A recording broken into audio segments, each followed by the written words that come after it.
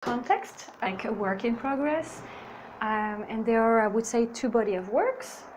The first that I started here is a series of little ceramics, a series of amulets that are taking the shape of the traditional hand of Fatima, or Hamsa, as we call it in Arabic. And I'm very fascinated by this symbol because also it has crossed the ages in different, culture and different religion. The Jewish, they were using it, even the Christians, and they all were used against the evil eye. And so it was a sign of protection that you would put in houses or as a jewel, etc. And this is also something very familiar to me, as I have Moroccan roots, and so my mom always put like a little hand of Fatima under my bed. But this project, the ceramic, is actually started with a sort of obsession about the ex-voto, which are these little objects that normally are related to the Christian practice of thinking and devotion for a saint, or asking for a favor. And yeah, I was really attracted by that because I grew up in the south of France, in a small village where where they were celebrating several times a year, like the patron, the saint of the village. And so I always took part of these celebrations, of these processions, as a spectator. But yeah, they were very familiar to me. And so I was thinking that, yeah, ex voto is like also a way for me to kind of, through ceramic, to navigate through both my heritage and my background. And so that's why also I want to mix this ceramic with the textile, because since I moved in Morocco last year, I have started to play around with these two practices, these two medium, and which have like a big history in Morocco. And so the embroidery project, the one I started here, they are using patterns from blankets from the south of France, from Provence.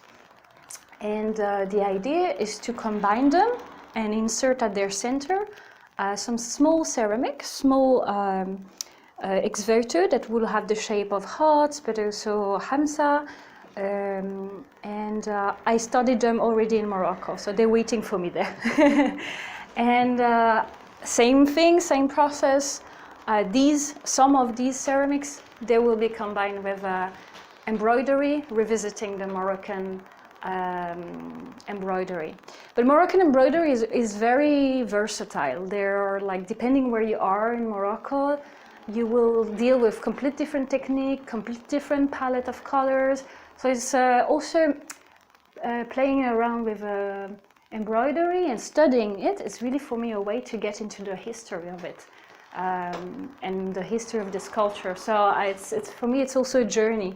Like while making, I'm also, yeah, really going through a beautiful discovery. So, yeah. What else? But being here, it also had an influence on the work, especially the ceramics, because at the end there are some elements that are flirting with the Berber motif, that are typically things you would find in Portuguese azulejos. Also the colors, because personally, if you look at my work in the past, I never had blue, for example, or even brown, or like, so I'm happy to see that, yeah, it's also going through me, you know, like where you stay or what you see. I mean, the azulejos, for me, it's not new. It's like, it's been 4 years that I'm like always like, with my jaw completely down when I see what you can do with this kind of tiles. But yeah, so it's good because I'm gonna bring back also a little piece of Lisbon with me, with this work. So yeah. Thank you, Yasmine. Thanks to you for coming, really. thanks to you. If you have a question, don't hesitate. I'm curious, and maybe you can share with us a little bit how was, because I know that with the ceramics you haven't worked for before for a long time. So Yeah. how was the process for you? Because you're working with different materials and your background is more with the drawing, and here you're experimenting with loads of different expressions and mediums.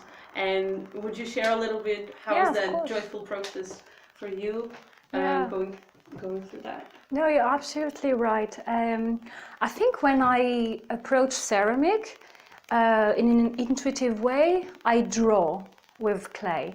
So when I was at the Carolino studio, what I did is, like, besides like wedging the clay and playing with it like I would, you know, prepare the Moroccan bread, like my auntie taught me, so where you really leave your, you know, traces. Then it's like I made some patterns, like some stencils, and then I was cutting the clay, really like drawing the outline. And for me it was important to do it this way. But then the clay, yes, it's new. It's I started last spring, so really when I came back to Morocco, and the drawing. It's interesting because I have always had a very fluid line in my drawings. Drawing on ceramic, then I had to completely like let it go. So completely new approach, especially because I was drawing with this kind of chalk, you know, pencils. And but it was a beautiful discovery because, as you can see here, it's very precise, the sketches that I prepared. But then when you have such a tiny surface with that tool, you know, you have to make choices according to it. But I like and I embrace this very candid and naive way for me to draw. Makes sense because I'm going back to my roots, but also with fresh eyes because a lot of things are still kind of related to my childhood when I explore things all about Morocco. So makes sense. For the embroidery, it's the same because at the end I'm like also I see it like drawing, but with the thread. And the choice I made is like, okay, you're not gonna make something perfect. I really want to keep the irregularities because I think it's more sincere. I also like a bit like the spontaneity that you can find in the threads. Like, although here I'm studying like some very classic way of sewing. It's called gold work embroidery. It's like the way the ecclesiastical clothes are made, with the padding, blah, blah. But still there, I'm like, instead of having it very geometrical, I'm like, no, just follow the flow. So when I start to sew, I'm like, really, I want it to be something that I feel. Because I started like a bit like, okay, no, it's not like this. I'm like, no, this is not the pleasure. I want it to be a pleasure. And I think then it's more me in it. So let's see. We'll see. All right. Yeah. It's interesting how sort of your background comes from two different cultures. And here in the patterns, it's kind of very apparent. Some come from, some reflect on your background from France and from Morocco. And would you share a little bit about that background of yours and how that stirs up within you? Well, I think it's quite also recent that like they meet. Because until last year, I was very obsessed in my drawings by the female figure. But now it's like, I think I'm trying to find a dialogue between all these symbols and elements of my identity. And so, yeah, I try to find in the difference like harmony. And actually, I have a recent drawing I made. I called it Hamsa, so the hand of Fatima, harmony, because I was drawing in a way that is very geometrical, so playing with symmetry, but with very disparate elements, very different, like that had nothing to do. Like you had like women having a classic pose, and you had like animals, like exotic animals, and you had also like how do you call it? La montgolfière, like the balloon from the 19th century in the sky. So I think, yeah, that's what's going on at the moment, this research of, yeah, harmony. So yeah, there's a lot of identity in it, or questioning about identity. So yeah. Thank you for sharing. Thanks to you guys. Thank you, Petra. Is there any more questions? Thank you so much for coming. And I will share with you soon when it goes further, when it's finished. Thank you so much, Yasmine. Thanks to you. Thank you. Thank you.